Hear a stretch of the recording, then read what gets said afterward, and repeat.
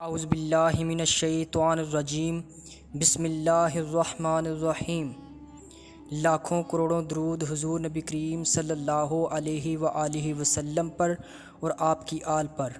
ناظرین اکرام، حضرت ابراہیم ادم رحمۃ اللہ علیہ بہت ہی اہل تقوی بزرگوں میں سے ہوئے ہیں اور بہت سے مشائخ سے شرف نیاز حاصل کیا۔ بہت عرصہ تک حضرت امام حنیفہ کی صحبت میں رہے۔ جنید بغدادی رحمۃ اللہ علیہ فرماتے ہیں کہ آپ کو وہ تمام علوم حاصل تھے جو اولیاء کرام کو ہوتے ہیں۔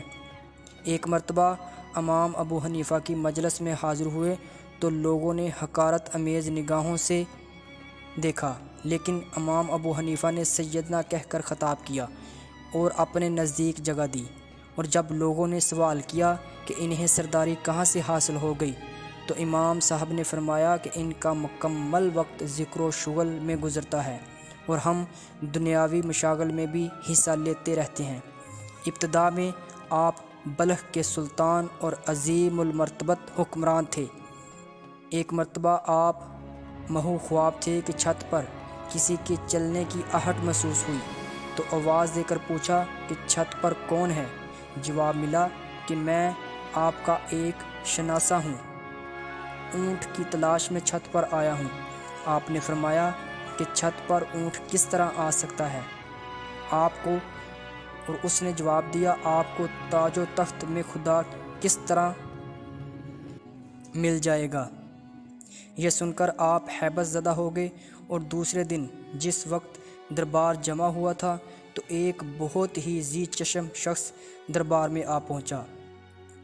حاضرین پر کچھ ایسا رعب طاری ہوا کہ کسی میں کچھ پوچھنے کی سکت باقی نہ رہی، اور وہ شخص تیزی کے ساتھ تخت شاہی کے نزدیک پہنچ کر چاروں طرف کچھ دیکھنے لگا، اور جب حضرت ابراہیم ادم نے سوال کیا کہ تم کون ہو اور کس کی تلاش میں آئے ہو تو اس نے کہا،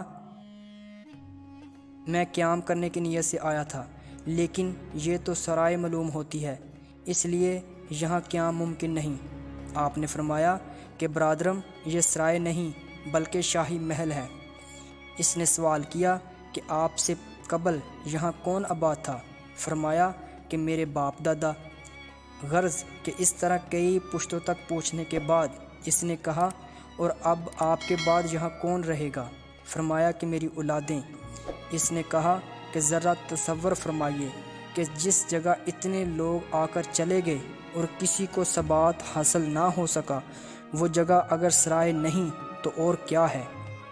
یہ کہہ کر وہ اچانک غائب ہو گیا، اور ابراہیم ادم چونکہ رات ہی کے واقعہ سے بہت پریشان تھے، اس لیے اس واقعہ نے اور بھی بے چین کر دیا۔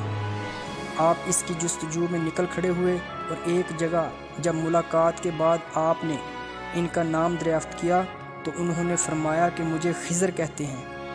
اسی ادھیڑ بن میں آپ لشکر سمیت شکار کے لیے روانہ ہوئے، لیکن لشکر سے بچھڑ کر جب تنہا رہ گئے تو غیب سے ندا آئی کہ اے ابراہیم، موت سے قبل بیدار ہو جاؤ، اور یہ آواز مسلسل آتی رہی جس سے آپ کی قلبی کیفیت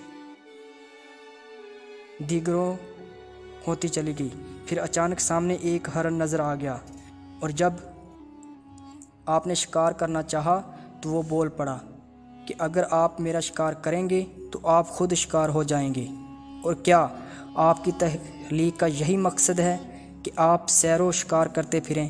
پھر آپ کی سواری کے زین سے بھی یہی صدا آنے لگی، اور آپ گھبرا کر اس طرح متوجہ اللہ ہوئے، نشا پور کے قرب و جور میں پہنچ کر ایک تاریک اور بھیانک غار میں مکمل 9 سال تک عبادت میں مصروف رہے، اور ہر جمعہ کو لکڑیاں جمع کر کے فروخت کر دیتے، اور جو کچھ ملتا آدھا راہ مولا میں دے دیتے، اور باقی رقم سے روٹی خرید کر نماز جمعہ ادا کرتے، اور پھر ہفتہ بھر کے لیے غار میں چلے جاتے۔